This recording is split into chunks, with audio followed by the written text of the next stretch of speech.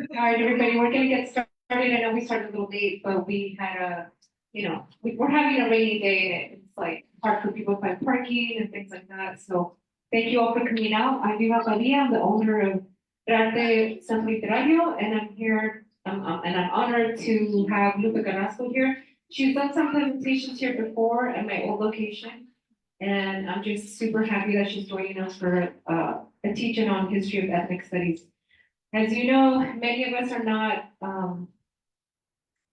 we didn't have the privilege of having that access to uh, Chicano studies classes or ethnic studies classes. I can include myself in that. In high school, I didn't have any of those kind of classes. And then once I went to college, I had to pass a certain level in order to get those classes. So I'm really grateful that you're bringing that to the community because a lot of us do want to learn and do want to know more. And it's great that professors can come out and like share that knowledge with us that isn't usually accessible to us. So with that being said, I'm going to let you know a little bit about Lupe. You guys don't already know her. It looks like everybody here already does, but we'll do this anyway. Lupe Carrasco Cardona has been an ethnic studies educator for 24 years. She is dedicated to developing critical curriculum and culturally relevant artivism to transform the world by fusing community cultural knowledge with a focus on autobiographical counter-narrative through Liberated Ethnic Studies Model Curriculum Association. Guadalupe is chair of the Association of Raza Educators in LA and co-founder of Sochi LA, member of Ethnic Studies Now Coalition, and founding member of the Liberated Ethnic Studies Model Curriculum Coalition.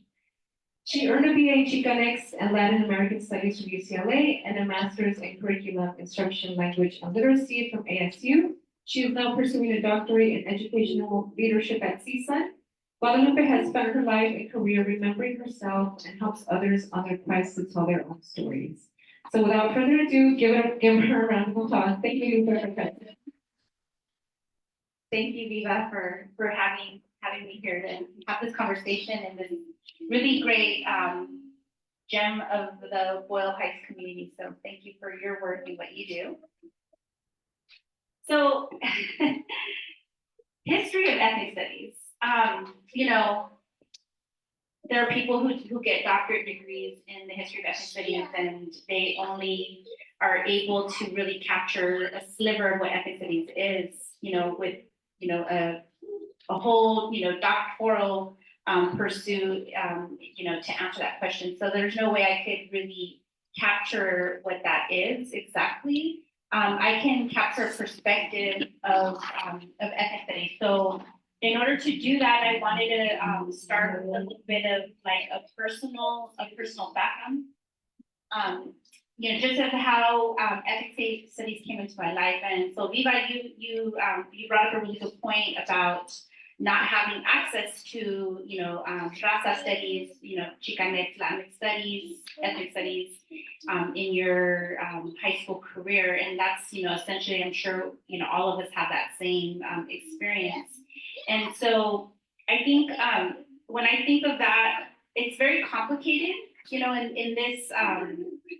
in this whole struggle, this renewed struggle. So I shouldn't say struggle, because the struggle for what we know as ethnic studies began before I was born, right? So this renewed struggle, which I've been a part of, has really shown a lot of things, right? And I think one of the things that is really like a difficult pill to swallow is that in this struggle, we have successfully accomplished the passing of several really important bills, AB 101, the high school ethnic studies, AB 1460, which is the CSU ethnic studies, and then the community colleges went their own route and passed it in their own without an assembly bill. And so I think those are really awesome things to really that we should be really proud of. But there's also an unintended consequence of that, and that is the institutionalization of ethnic studies, which is like kind of like that double-edged sword, right? Because now there's in this new era of the struggle for ethnic studies, what we're seeing is a fight to define what it is. And so part of ethnic, well, there's a lot of ethnic studies, but if you go back and look at the history of it, and today in a post for today's event, someone put a comment about, what about the raza and the raza that were doing this since before, and way before ethnic studies ever existed. And so I think part of the history of ethnic studies is really the element of communities themselves coming forward in self-determination to determine themselves who they are in their community and what their studies are, but in solidarity with other groups. And so what we're seeing right now in this, like I was saying, this new era, this new struggle for ethnic studies is a battle to define, and it goes completely against, hi, hello. Okay, folks are getting here, so. Yeah, so is this attempt to like redefine what ethnic studies is. And so it's been super shocking, really revealing. And when I say shocking, I mean like I didn't expect the enemy of ethnic studies to be who it has turned out to be. And so for that, I'm going to go back real quick, like I was saying. I'm going to go back and share a little bit about myself. And then hopefully even get some of like you all to share as well, in order to kind of exemplify, what ethnic studies is. And so, I'll just situate myself right now because that's really important in ethnic studies. I am Chicana. That's who I am. That's how I identify. And I find right now in this era in the history of ethnic studies, this attempt to sort of erase, Chicanic identity and melt it into these other identities. I thoroughly 100% believe in self-determination. And in that, I want to say to people, like, please let's not erase the, Chicano identity, Chicanic identity. But at the same time, be okay with and absolutely 100% uplifting other raza. I also identify as raza. So, that's our Central American relatives and our other Latin American relatives, which I understand is, oftentimes is part of the erasure of Chicano identity. So I'm going to situate myself. I'm a Chicana.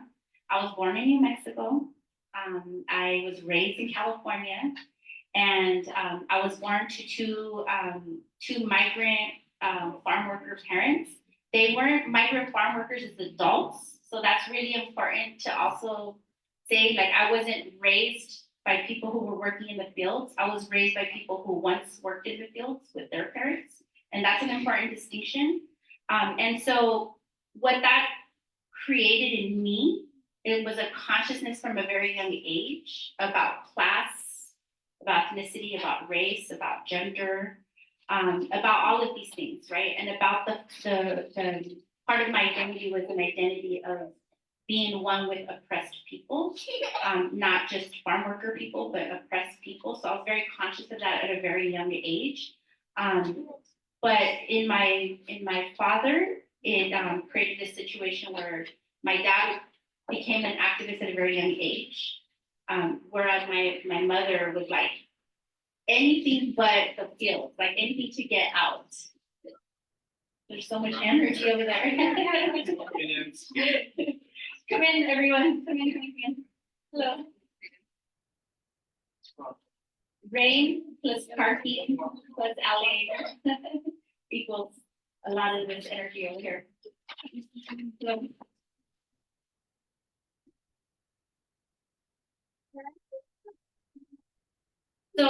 So two parents that were once farm workers, right, resulted in an activist father, and then a mother who internalized the racism. And we as adults have really been working with her in terms of helping her to free from that, internalized oppression that she feels, and it manifests in a self-hatred and violence against herself. And I think that's real important to bring up in terms of the history of ethnic studies, because that's a lot of what is happening in our communities, right?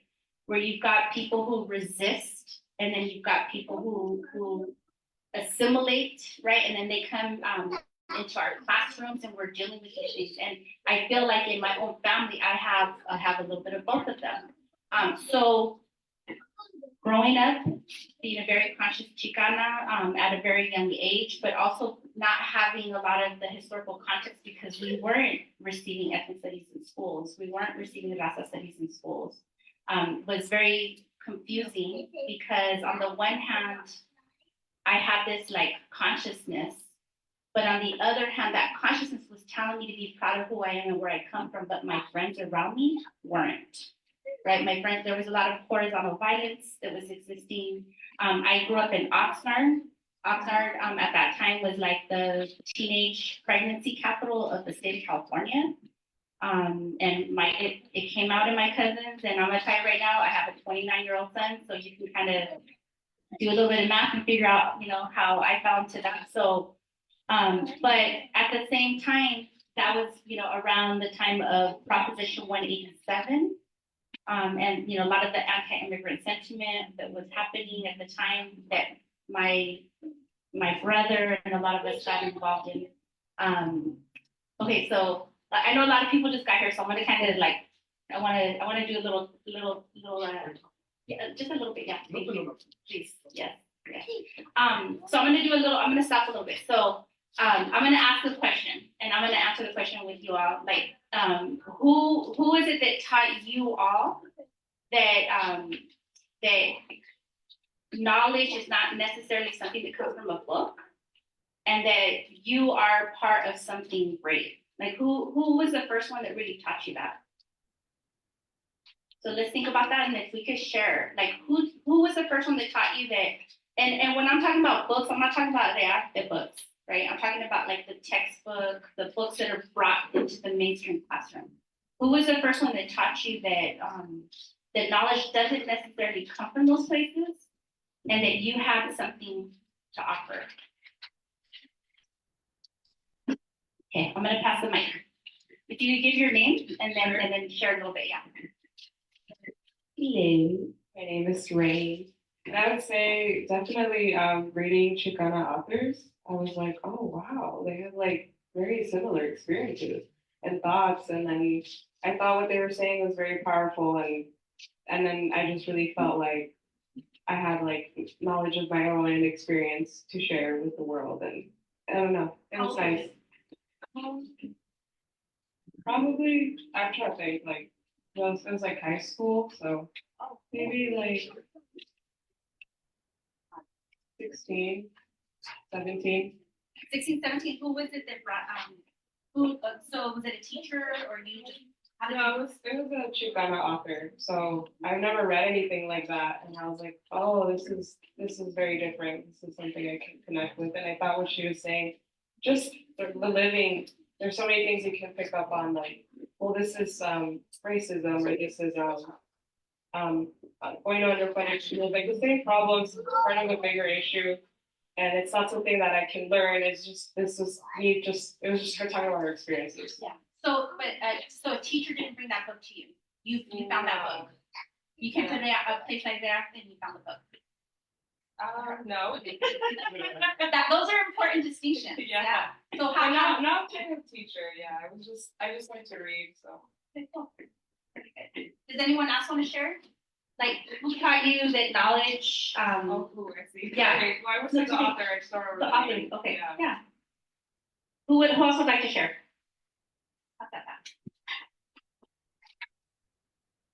My name is Francisco. The first person that I think taught me beyond books was Rene Nunez. He was a professor at San Diego State. The first person to use the word institutionalized racism, that I had seen. I think I was like 13 or 14.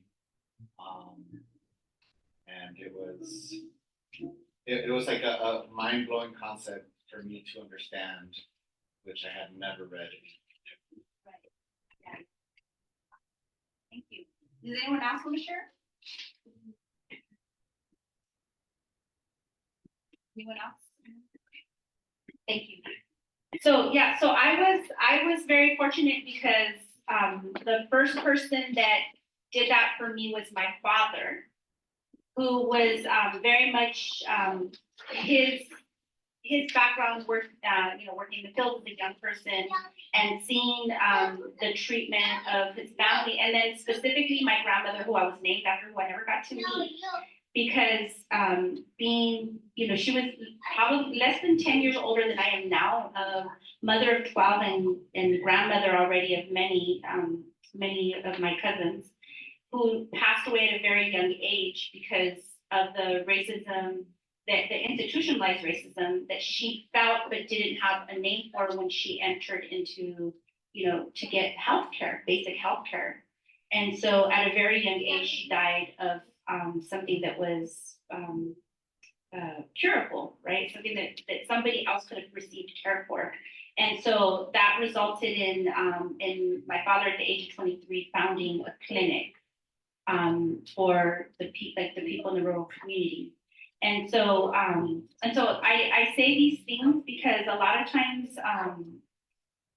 the things that happen in our personal journeys for ethnic studies are the things that are really important and are actually a part of ethnic studies, right? In our mainstream educational system, we don't bring in our lived experiences. We don't center the voices of the students, and we're not centering the voices of the communities of color that we're supposed to be studying. So here in the state of California, since 1968, since the walkouts right here in this very area where we're at right now, this Tonga land right here, the walkouts here, and then the third world liberation strikes in San Francisco State, at Berkeley and other places, really defined at that time who was a part of ethnic studies. And at that time, the determination was the four racialized ethnic groups. So we call them racialized ethnic groups because race is as a construct, right? It's a biological, it's a social construct. It's real, and it has a real impact on human beings' social and lived and social psychological lived experiences. There you go.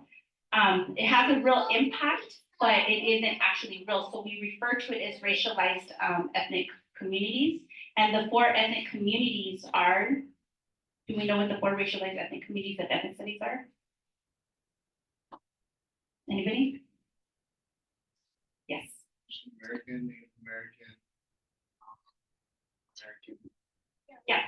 So the four racialized ethnic groups are Asian American, Pacific Islander, which also includes Arab American studies, which is very, very important and extremely flammable, right? Like that to really to really say Arab American. I'll come back to that in a second. Then yes, Native American, and then Chicano Latino. At that time, it was considered Chicano studies or Mexican American studies. Now we refer to it as Chicano Latino studies and other names as well, and then Black studies, right? And so right now in this new struggle for ethnic studies, the hot topic has been the inclusion of Arab American studies and Palestine specifically, and so that is exactly why I was saying that it was really shocking to me to see who was going to really be the one that was going to be the nail on the coffin of ethnic studies. And right now it is Zionism, it's Zionists, right? Because of this really just well-resourced and pretty violent denial of Palestinian history and Arab Americans in general. And so to go back to the point of the four racialized ethnic groups, each of those ethnic groups has their own, it's its own discipline.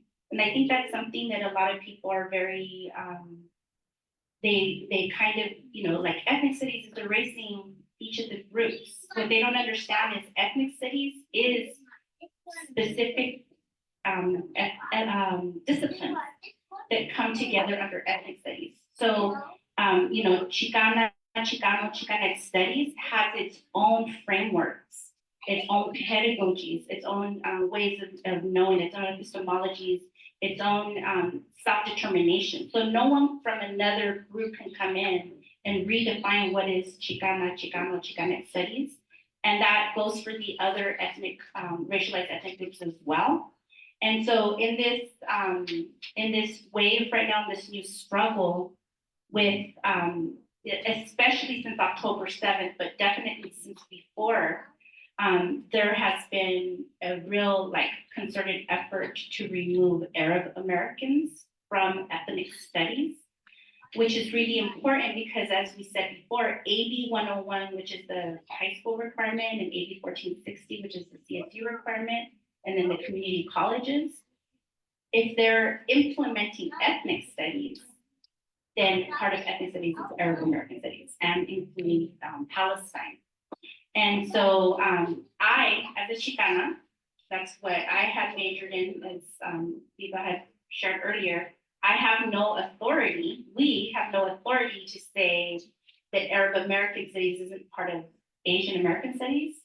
And in the CSU system, there was a convening of scholars from AAPI studies, and they all said, yes, Arab American studies does belong in our studies. So it's not like anyone can come in and say it doesn't belong, right? And so in solidarity, understanding that there is self-determination within these ethnic groups, many of us have been in solidarity with Palestinians and with Arab Americans. And right now, what we're seeing in this epic, this new struggle of ethnic studies are lawsuits that are happening across the state. There's, oh my gosh, warfare. We are definitely in the era of lawfare, warfare and lawfare. So for instance, like I'm right now the subject of a lawsuit along with Teresa Montaño and Cecily Meyer-Cruz and United Teachers Los Angeles and one of the organizations that I co-founded, Liberated Ethnic Studies. We're all in the subject of a lawsuit right now, and it's crazy because we're all like Chicana, and we're being sued by Zionists. Yeah, there's like thousands of people in this struggle for ethnic studies, but they came after us. And I think part of it is because we're right here in LA, which is like the largest school district. And you know, it's to be very honest with you, to be an example, right? And so May 16th right now is the next date. They've set several dates and then they've canceled them, but May 16th is this next date. And then since they filed the lawsuit, there are several other lawsuits that have come up. Santa Ana School District, those and it's for the same thing, for the inclusion of Palestine, a lesson on Palestine. And then some districts up north are also being sued. Yeah. Okay, thank you. That's a good question. So the basis, if you look at the lawsuit, it's called Concerned Jewish Parents versus All of Us. And so when you like read what they say, they cannot say that there's any harm caused because no harm has been caused. They're just saying that it makes them concerned that we have created like lesson plans and that once again, it's super important with understanding the history of ethnic studies is the notion of self-determination. So I have zero like academic, discipline or organizing authority to wipe out Palestine from the curriculum. And so just by being in solidarity, so they're just saying concerned, that they're concerned. So a few pages talk about their concern about, lesson plans that might make students uncomfortable, but there's no mention of any student that ever was. or any specific lesson plan. It's just like in general.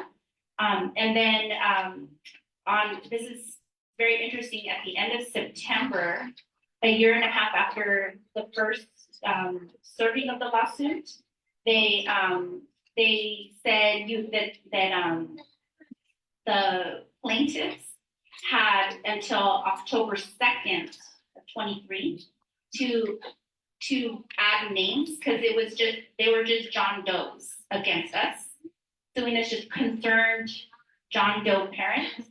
And then on October 8th, they filed an amended, the technical language, an amended whatever, like suit against us. And in there, they added some names, and they're not parents, they're teachers. They're teachers from an organization called JUTLA.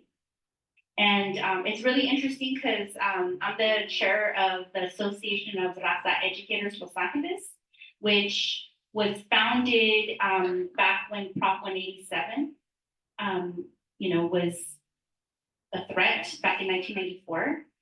So they created an organization called the Association of Jewish Educators. And so what is their, so I guess you have to kind of go back a little bit. The people who are that filed it, like the original like plaintiffs, they are lawyers themselves. They're Zionist lawyers, and they have even filed lawsuits for Trump before, back in the last election, claiming election fraud. So these are like the type of people that are trying to sue. So it's essentially it's in this era of ethnic studies, lawfare is really what they're using to try to like shut people up, which is, like if we go back, like that's why I brought up like, my parents were migrant farm workers. They worked in the fields. I think of my abuelita who died at a very young age because no one would give her health care, right? So ethnic studies is really supposed to unearth those types of stories in all of us, in our students, in our classrooms, right? And then, and for students who maybe that's not their story, for them to finally learn about those stories and learn about the systems, right? The systems of oppression, the systems that have created these situations that create these real lived experiences. But in this Zionist lawfare, they're actually trying to prevent us from sharing any stories at all, because they do not want us to share, systems like the critique in ethnic studies. We talk about the critique of imperialism, the critique of colonialism, the critique of other systems of oppression. And so once you're very knowledgeable and aware of what those are, then you can see them in other scenarios beyond California, beyond this history, beyond your own lived experience.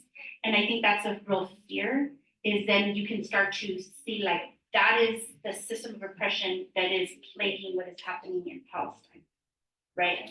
Or in other, situations. So the basis is that literally it's lawfare. They're trying to, this is what I think, this is how I see it. They're trying to scare ethnic studies educators out of solidarity with Arab Americans and Palestinians. That's one.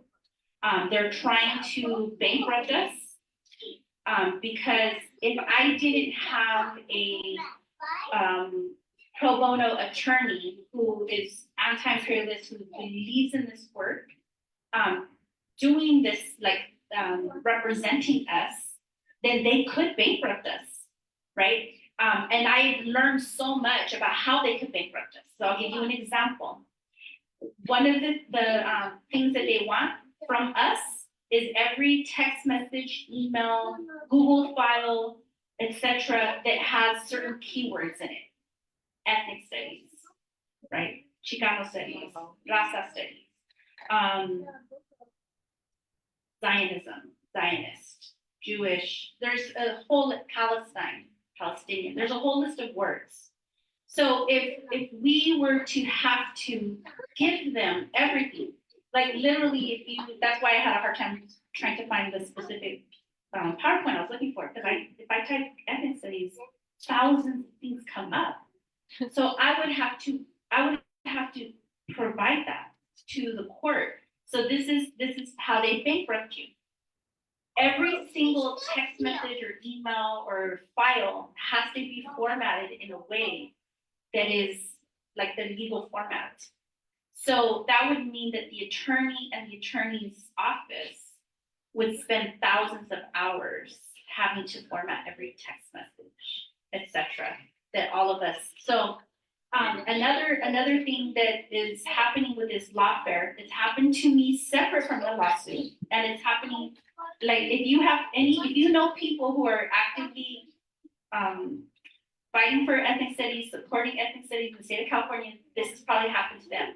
It's called the Public Records Act request, a PRA. Okay, a PRA, like any of us right now, like if you feel like there's something that you're not happy about at your neighborhood elementary school, you could do a Public Records Act request. You could say, I want to know what the principal is saying about whatever in their emails and their files. So we legally can do that. So what they're doing is they're going after teachers across the state of California, superintendents that are friendly to ethnic studies across the state of California. They're going after school board members across the state of California, and they're filing Public Records Act requests, which is really, really smart. It's a very intelligent thing that they're doing, but it's also very disruptive to the work of ethnic studies right now. So yeah, so lawfare, it's been really eye-opening to see that, but it's also something that we as people who are fighting for, righteous curriculum, righteous content to be taught in schools, we could be doing the same thing as well. Yeah, so yes. For the PRA, is that something like only on like school devices, or is it on my personal device as well? Yeah, no, the PRA has to be, it could be your school device if it's on the school Wi-Fi. So that's a very good question. Because if you're using the school Wi-Fi, if you're using a school computer at school or at home, all of those are fair game. If you're using school email, a school Google Drive, anything like that. So that's a really important question, because that's where people mess up, right? You do not ever do that. Do not use a Zoom that belongs to the school district to hold some type of, like one of these, these types of, because that's where they get you.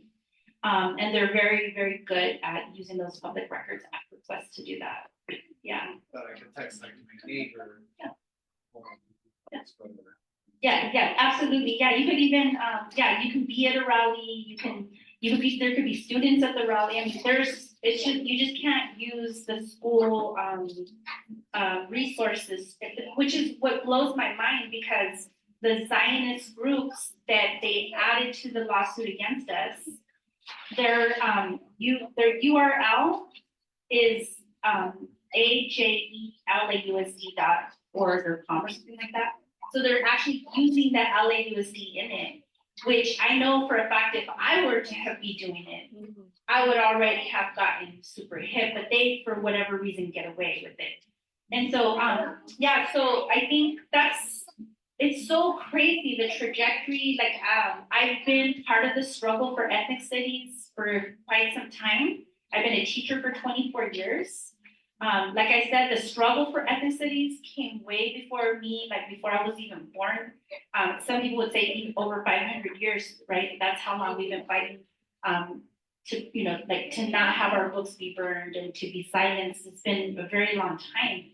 But it was very shocking to me to see that Zionists were going to be the ones that were going to be the public enemy of public ethnic studies. I don't know if it was just my ignorance or I had no idea. It completely took me by shock and surprise. And so what we're seeing right now with this new struggle for ethnic studies is like this redefining of what ethnic studies is. And so that's why I'd like to go back to like the original, the 1968, 1970 battle and fight for ethnic studies, because they were really talking about self-determination. They were really talking about centering the voices. They were talking about getting people that looked like those racialized ethnic groups into the classroom, into the universities. They were talking about bringing the outside in, right? The inside out and the outside in. They were talking about like, you're not doing ethnic studies if it stays in the classroom. Ethnic studies needs to go out into the community, and the community needs to come into ethnic studies. And so it's really important to understand some of those elements, because it's a lot of people are right now redefining it and creating their own definitions of what ethnic studies is. And what that is essentially doing is it's creating an implementation of multicultural studies in classrooms, which is by itself, it's not bad. Multicultural studies is not bad, but it's not ethnic studies. Because ethnic studies really is about understanding systems of power. And it's really about understanding how those systems of power have impacted racialized ethnic groups in California for generations, and how, not only have it impacted negatively, but how people have resisted, for generations. There have been social movements and there has been solidarity, including by, powerful, what we call either allies or co-conspirators, like white folks, including progressive Jewish folks, just like you see right now, those amazing Jewish folks that are out there right now fighting for Palestine, for recognition of Palestine. So that's always existed. But when in 1970, when people were sitting at the table talking about like, okay, what are we going to call this studies that we're fighting for in schools, originally it was going to be called Third World Studies. And the reason why it wasn't called Third World Studies is because Native American, the Native American students that were fighting for ethnic studies said, we're part of the first world. We're even though we know that conditions even today are still third world like conditions or fourth world conditions, today here in, this United States, but nonetheless, that is why it became ethnic studies. And I think that ambiguity of that name, ethnic studies, so that everybody is ethnic, right? That's what has caused some problems where people have jumped on and tried to redefine ethnic studies, but ultimately, the AB 1460 and AB 101, the high school bill and the CSU bill have both written into their definition the four racialized ethnic groups. So that's really good in terms of the argument. But Governor Newsom, with it was the Instructional Quality Commission and the State Board of Education, and signed by Newsom, they included in their the AB 2016, there you go. All these numbers start to blend together. AB 2016 was the law that we should celebrate that was passed, and that was to make the ethnic studies model curriculum here in California. And that is essentially how, even though I've been a part of the ethnic studies struggle for a long time, that's how I got more like, where I guess you could say kind of led to the lawsuit, because I was one of the 20 people chosen to be on the advisory committee to like determine what the model curriculum should be. And so it's really important that we note that it's not standards, it's a model curriculum. So it's essentially like saying like, here is a lesson, this is what the lesson does. And this is how you can use something like this to create others that are responsive to your community, right? Because ethnic studies, a lesson about murals in East LA is not the same as a lesson on murals in Pacoima, which wouldn't be the same as a lesson on murals in San Francisco, etc. So a model curriculum is really just like, this is what we're doing, right? And what we were saying needs to happen in an ethics curriculum is that you should take students through these specific units, and then you should integrate these principles. And the principles were, are things like, centering the racialized ethnic groups, critiquing empire, but also, right, like being able to create a new world, right, like a post-imperial life. And I think that kind of freaks people out, because when you talk about a post-imperial life, you have to recognize that we are living in imperialist life right now, right? It isn't like, 1776 happened and now we're post-imperial. No, we're living in an age of imperialism to this day, and we are in the belly of the beast. And so those are things that we're saying when you're creating your lessons, it should be really cognizant of those things. But what the way that we kind of developed in that model curriculum was, we're saying that you really should start with the positionality, like the students themselves really looking at their racialized identities, right? Their racialized ethnic identities first. And then you, from that, then you go into either stories or systems. And I've heard arguments for either one going next, but the systems is like the systems of oppression, to understand, like, depending on your community, like in some scenarios, like definitely like understanding like the history and the structures of, immigration law would be like would be vital. The school system, the prison system, right? There are many different systems that impact our students, and students should be very aware of that, right? And then the other is like our stories, the stories that come in our community, and oftentimes those systems, right, impact our stories, right? So when you're thinking of like immigration would be an example, right? There are many stories that come into our families about migration, right? And sometimes those stories are impacted by other systems, right? Like what we call the 4 eyes of oppression, right? So institutionalization or institutions, interpersonal, internalized, and what's the other one? Thank you, ideological. The 4 eyes of oppression. So sometimes that impacts your stories, right? So for instance, sometimes because of internalizing maybe that immigration or migration is bad, right? That if you have papers, you're better than someone else, right? That would be like ideological.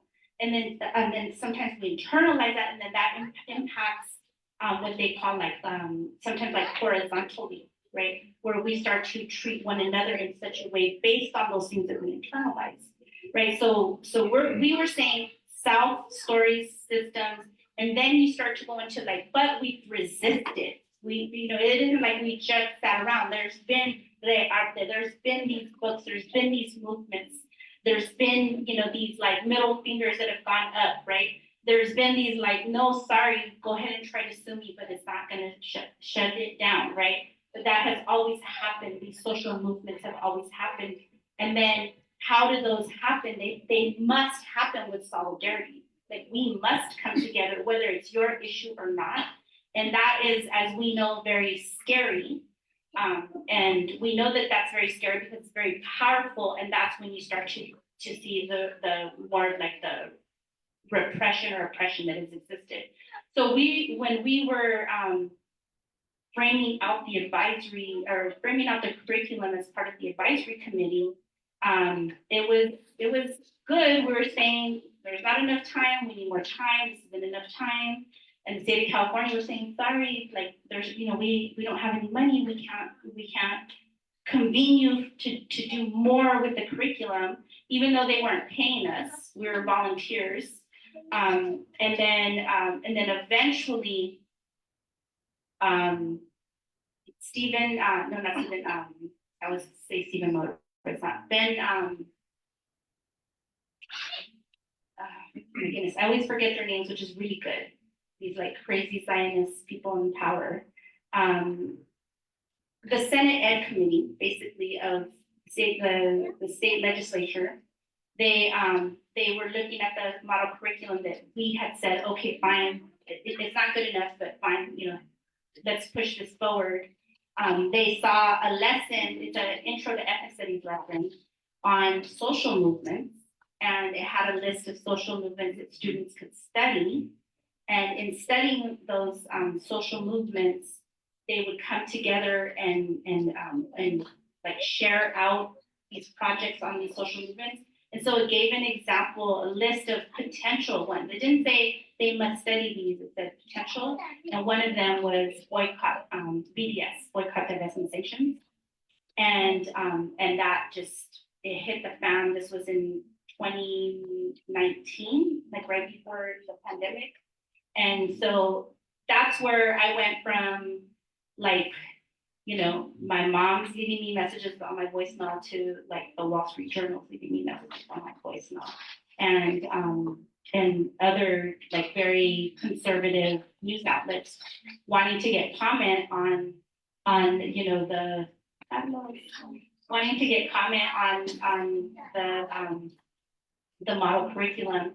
And so it got real quiet for a long time, and then essentially the state of California bent and they allowed these these Zionists to come in and improve the curriculum. I say improve the curriculum because that's what they said when they put a tweet out. They took a picture of themselves with like all like white older men and Tony Thurman. And they said they were in Sacramento convening to improve the model curriculum for ethnic studies, which essentially meant to definitely pull out any hint of the existence of Palestine, really like tone down anything that ever mentioned Arab American, and then of course make sure that it didn't critique imperialism or settler colonialism because they just thought that wasn't appropriate or whatever. And so that's how we formed the liberated ethnic studies model curriculum, because we were saying like we wrote the curriculum, it wasn't enough, and even that they're going to take away. And so so we wrote that and we said we're going to liberate it from the state and we're going to liberate it for the people, and hopefully that will liberate the people. And then, and now I'm in the middle of a lawsuit. So we'll see how that goes on May 18th. Does anybody have any questions?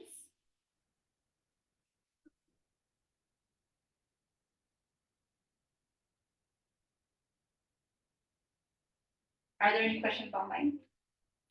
No, not right now.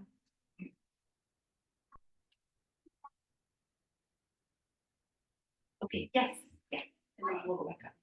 I'm just curious about the curriculum, the model curriculum. So if I were like interested in looking at that and like the text you use, is that something I can find online? And I like to educate myself. So Yes. Just curious. Yeah, so you could look at the, so there's, if you want to see the state's curriculum, which there's the skeleton of what we all collectively helped to write.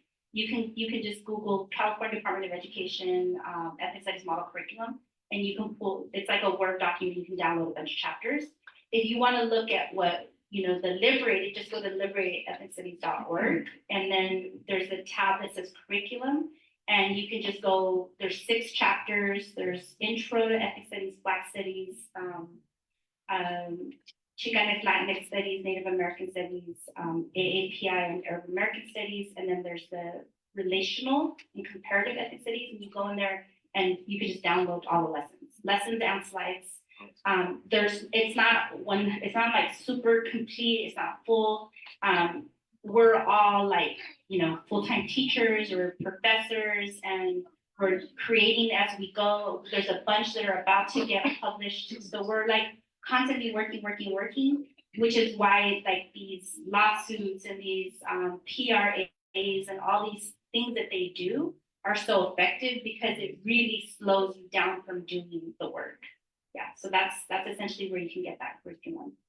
Was there another question up here? You had answered my question. Oh, that was the question. Okay, that was it. Okay, cool. Yes. Yes, liberatedethnicstudies.org. Yeah, liberated ethnic studies. So yeah, in terms of like in my eye, like the way I kind of look at it, and looking at the history of ethnic studies, is that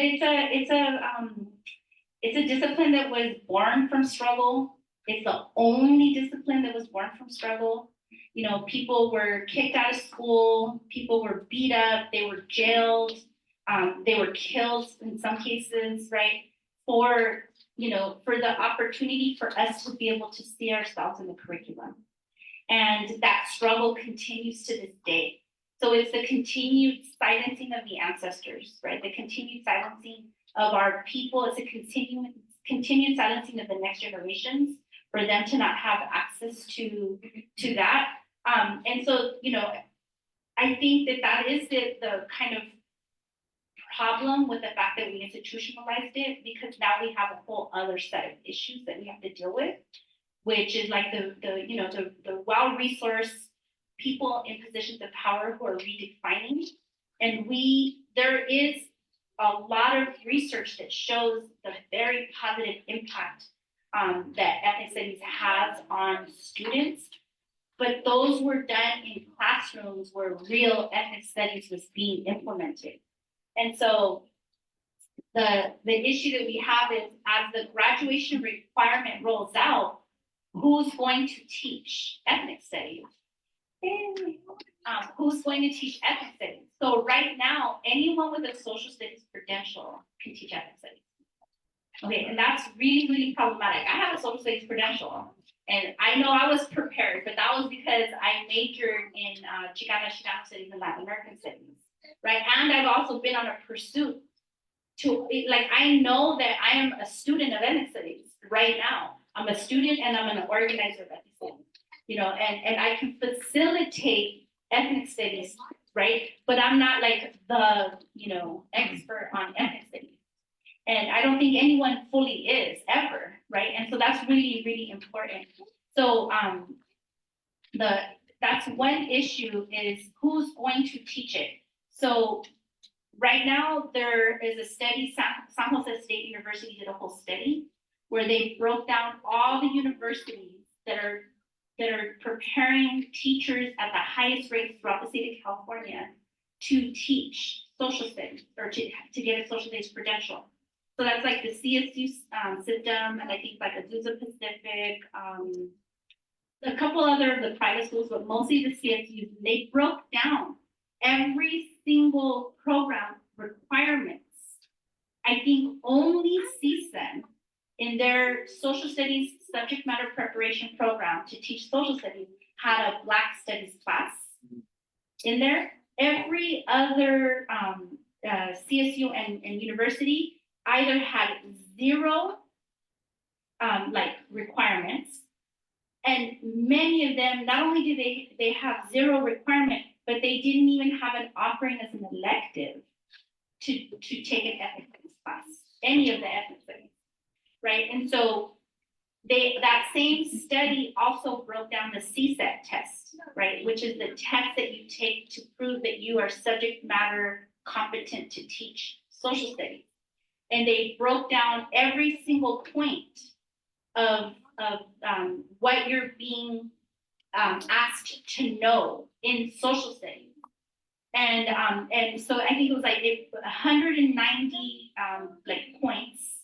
Most of them were concepts like democracy, freedom, things like that. And when they broke it down by like ethnic group, it was a majority U.S., right, history, Euro history, which was Euro-American based, Euro history. And if it was about, like, let's say, blacks, I don't want to say black studies, black folks, it was about the enslavement of African people, things like that. So it wasn't like, black studies, like breaking it down in the ways that I told you that ethnic studies should be. And so, and then of course, if it was anything like Latin American, it was the same thing with like the Monroe Doctrine type of things. It wasn't anything that was like, so right now, this AB 101 in the next couple of years is going to be a graduation requirement throughout the entire state of California. And anybody with that credential can teach it, which is really, really, really, really scary. Okay, it's very scary because that is the re-silencing of our abuelitas, right? It's the re-silencing of the ancestors. It's the re-silencing of what is actually going on in our communities. And then, and very similar to like what happened with bilingual education, right? Where bilingual education was underfunded and the teachers were underprepared. So the argument was, it's not working, dismantle it, right? And then the voters voted to dismantle it. So ethnic studies research shows that it's, increases graduation rates, it increases sense of self, it increases college going rates, it increases what it needs to increase and it decreases what it needs to decrease. And even things that people in ethnic studies don't really like strive to do, which is like give a shit about the standardized tests, even in that marker, it actually has increased students' tests. Why? Because of that sense of self, that sense of purpose in education comes through. And if we're gonna have this other thing implemented, calling it ethnic studies doesn't make it ethnic studies, right? You and that's one of the arguments too, is like we literally got an ethnic studies bill passed. We need to, that's our like ethical and moral obligation is to ensure that our youth are getting that, not multicultural or diversity studies with the name of ethnic studies. So once again, ethnic studies is critique of empire, critique of power. It is centering the voices of racialized ethnic groups, right? It's for the people, by the people. And that includes like the materials, the books that you bring, the curriculum that you bring into the classroom cannot be some, well-intentioned, non-person of color writing about people of color. It has to be from the people themselves, about themselves. And that is something that we see not happening, even by people who are well-intentioned, but because we don't have real preparation for ethnic studies happening, that's been an issue. But so the same people that are doing the study on, what has been actually taught to prepare people to teach social studies are also working to implement either an added authorization to teacher credentials that would require teachers to actually be prepared to teach ethnic studies. So that's something I think Wendy Carrillo has said that she's gonna like champion and try to push that bill through. So that's something that we're working on now. But yeah, I don't know if anybody have any questions. Yeah, there's some questions. There's two here. Okay. Okay. So these are from teachers. One of them is Profe David Chavez Mendez from Compton College. So he says, this is a technical question, but what is your position or position of Liberated Ethnic Studies Group on local high schools using legislation around dual enrollment to have students take ethnic studies classes at a community college and not take it from the high school curriculum? Basically, mixing now taking it in high school and college. I teach at Compton College in ethnic studies, and we are dealing with this right now. I think that students need access to good ethnic studies. And if Compton College can provide that, I think that they should provide that. That's just, there's just no other way around it. Yes, I think that should be, and I know that there are others that agree with that. And I would feel more comfortable with Compton College providing that dual enrollment experience than, somebody with just a social studies credential who may or may not know ethnic studies teaching that.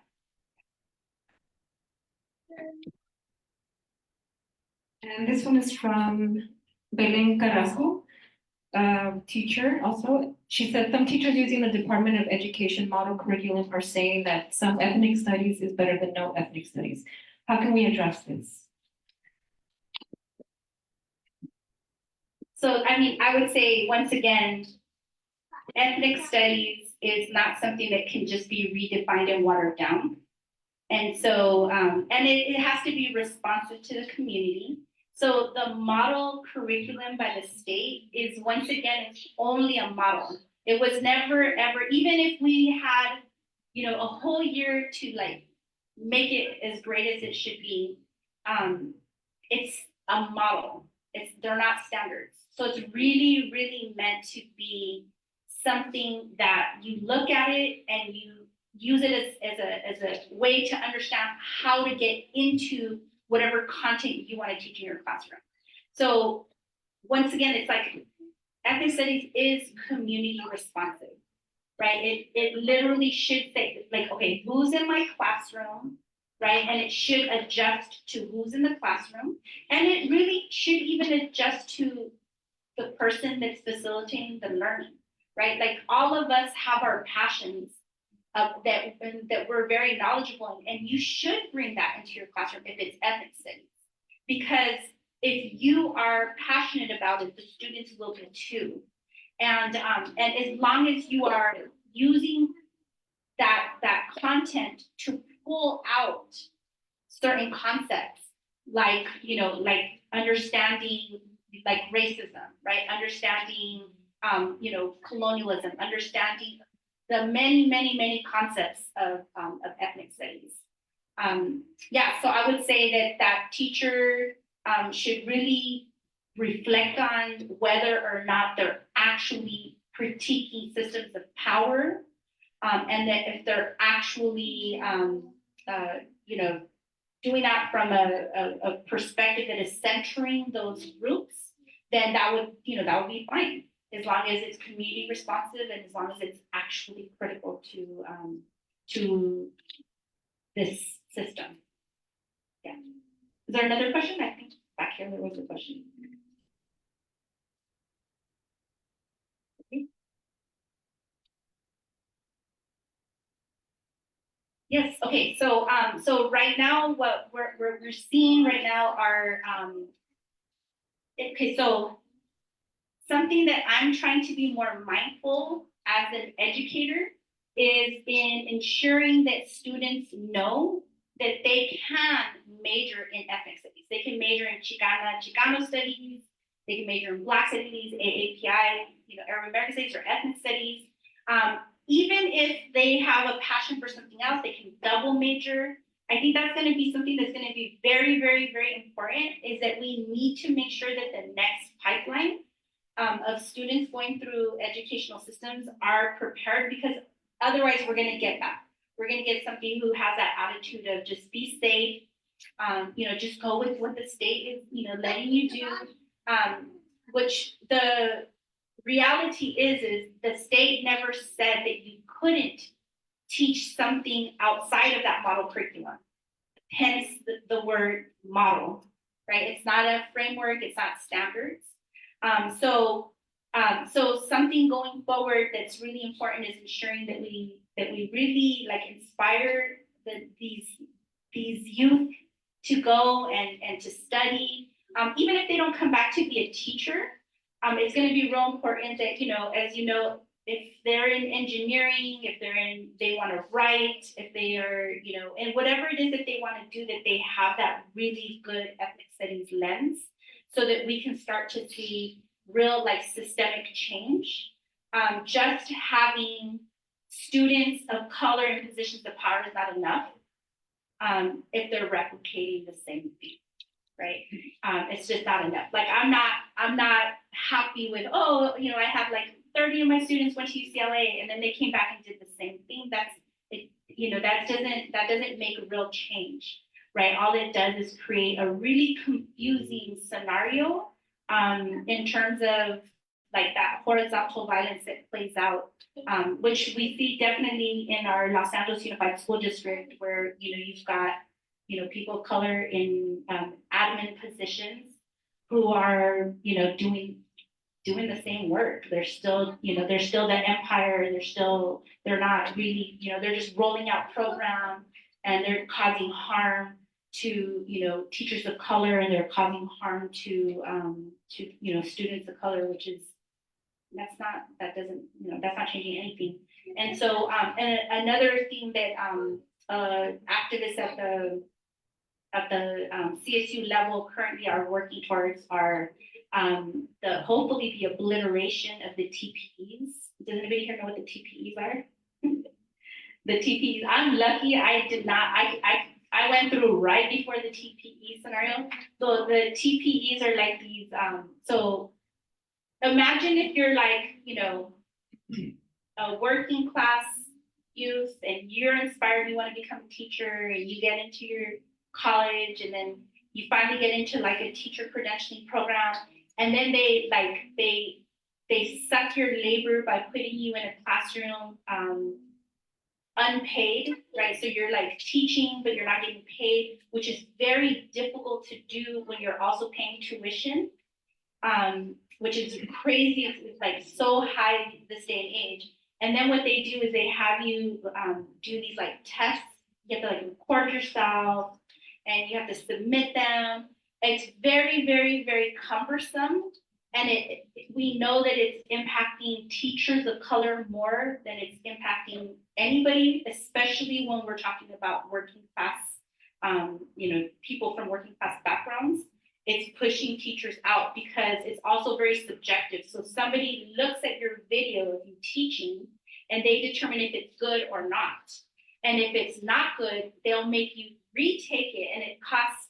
Not only are you paying for the test to be resubmitted or the video to be resubmitted, but you're also paying for another semester of college because you have to be enrolled in the college in order to be able to submit those TPEs. So right now there are people, and it's very much related to this ethnic studies movement.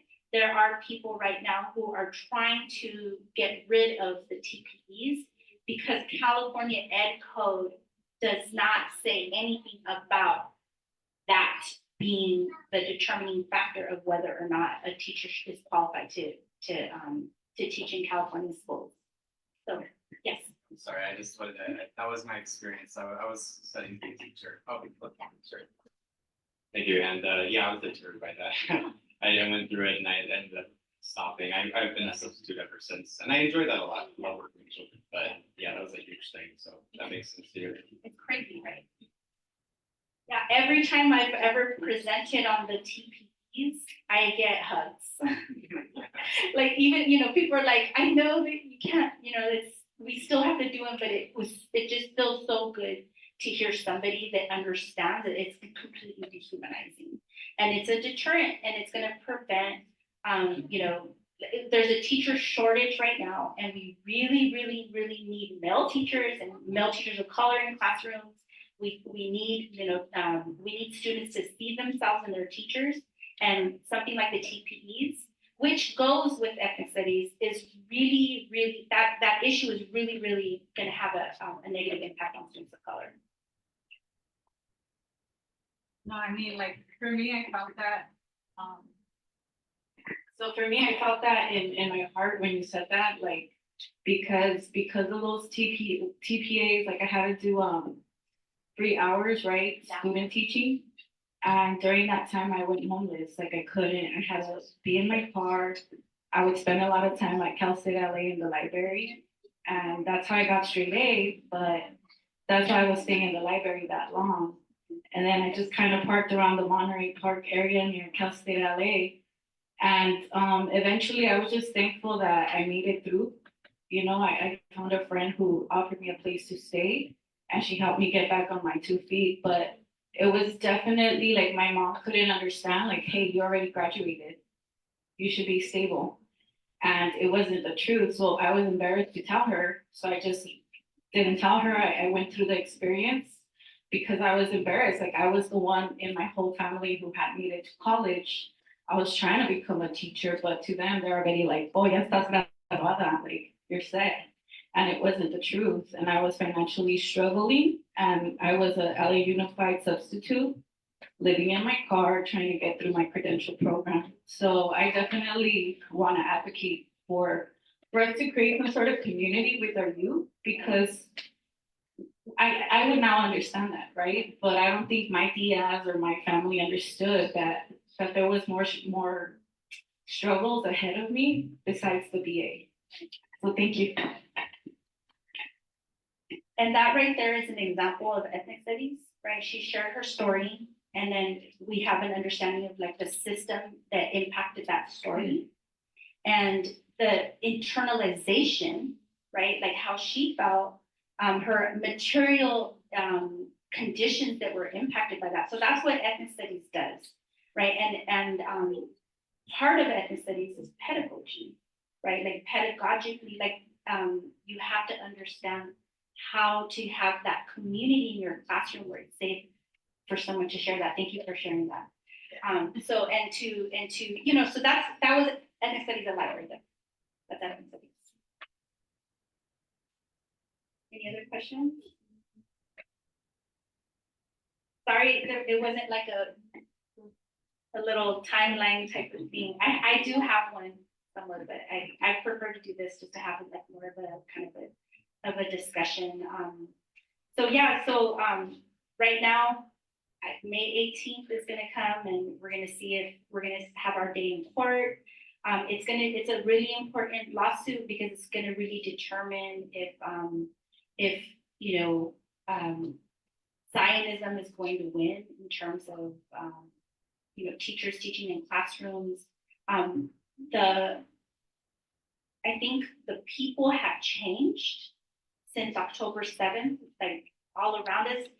The people have changed in terms of their understanding of what Zionism is. You know, it's horrific that it's cost human life and complete destruction. But I think now people understand what the lawsuit is. When, you know, before October 7th, when we would say that we were being sued and it was like a Zionist lawsuit, I don't think people fully understood what it was that was happening. I think back then people didn't understand that Jews are not Zionists and Zionists are not necessarily Jews, right? That Zionism, like to be an anti-Zionist does not make you anti-Semitic. And what these people are trying to do, and they know it's a fallacy, they're straight out, like no shame in their game at all whatsoever in trying to ruin people's reputations by calling them anti-Semitic, which is honestly like pretty messed up. It's pretty, I was gonna say another word, but it's really like not traumatic in the way that Palestinians are experiencing trauma right now, but it is traumatic to be looked at like if you are someone who could potentially hate people, you know, like it's especially when your whole existence is really like anti-hate, it's really love, and to be, you know, to be called somebody who hates, especially hatred of another people who have experienced such horrific things in their lives and in their, you know, their ancestors' lives, to actually be associated with somebody who can hate and like not feel love and compassion and empathy for that history is really horrible. And so that's something that we, you know, not just me, but many of us are experiencing. And I specifically, along with several other, it's crazy, it's all women, it's all Chicanas. You know, we're all the, you know, defendants in this lawsuit are having to confront on May 18th in federal court here at the Los Angeles courthouse. And so, once again, it's going to be an important lawsuit because it's going to determine whether or not, really like silencing of people is going to be tolerated in a school system and in general. So we'll see how that goes. Keep you all posted. Question? This is from V from Washington. What can we do to support liberated ethnic studies as May 18th approaches? Solidarity from Washington, y'all. Thank you for that question. Honestly, I think the main way that you can show your support is to let people know about it. I think the more people that know about it, the better. Not on a like an individualistic personal level, but I think in terms of this fight against like Zionism and this fight against like infringement of academic freedom, First Amendment rights, right? The right, like literally, like it's extremely American to have an opinion about war, and so I would say, yeah, keep the story going, let others know that it's happening.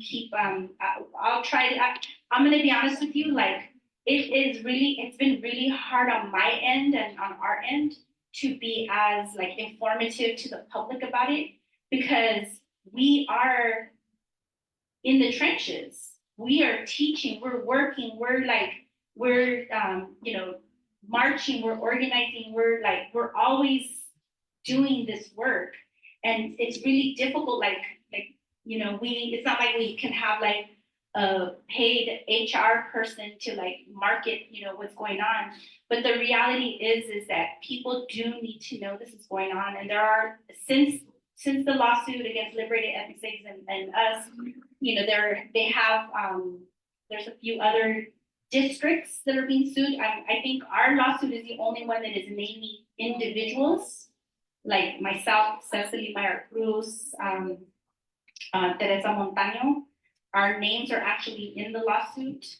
But people need to know about this, and I think all of us need to be together in solidarity to say no to Zionism.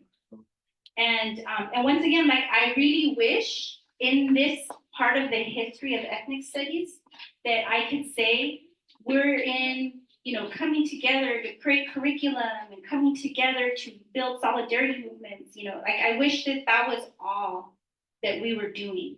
But unfortunately, ethnic studies got hijacked, it got appropriated, and the centering of Zionists happened. Not your abuelita, right? Not your children, but Zionists. The Zionists centered themselves, right? They took away all the other racialized ethnic groups' self-determination, and they centered themselves in it. And they are well-resourced, and they have no issues with lying, straight out lying, because it is a lie and they know it, to say if you are against settler colonialism in Palestine, then you are anti-Semitic. That is crazy, and I hate to do the whole I'm gonna do it. Like I literally have been to bar mitzvahs when I was 13 years old. I went to bat mitzvahs, like the girls I went to school with. Like I have no issues with Judaism or Jewish people. Like I will go right now and pray with anyone who is righteous and wants to pray. I am against Zionists and I am for a free Palestine.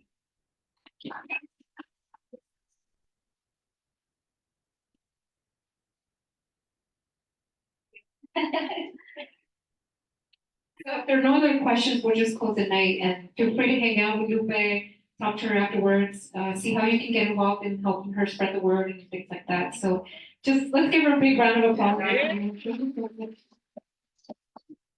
And please support the store, please support the fair, and there's so many people in here that are involved in organizations that we could totally do something to help you, so, and help get the word out, so let's talk more after. All right, thank you guys. Yeah.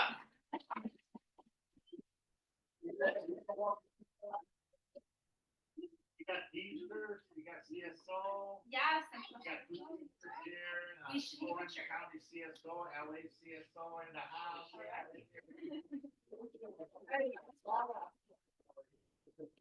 And we have a star with a beautiful voice. You sing that Chicana for sure. Yeah, and then we also have